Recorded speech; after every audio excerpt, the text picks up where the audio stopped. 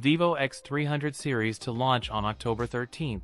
The X300 and X300 Pro will debut as the world's first phones powered by the Dimensity 9500. The Vivo X300 series phone is equipped with 16GB of RAM and Android 16. In the latest teaser, Vivo product manager Hossain has showcased the display technology used on the upcoming X300 and X300 Pro phones. He also compared the slim bezels on the Vivo X300 with the Apple iPhone 16 Pro. The device is expected to retain premium features such as full waterproofing, wireless charging, ultrasonic fingerprint scanner, and a compact 6.3-inch display, making it one of Vivo's smallest flagships in recent years. The tipster shared early details about an imaging-focused flagship device. As per reports, the X300 series may go official as early as September in China.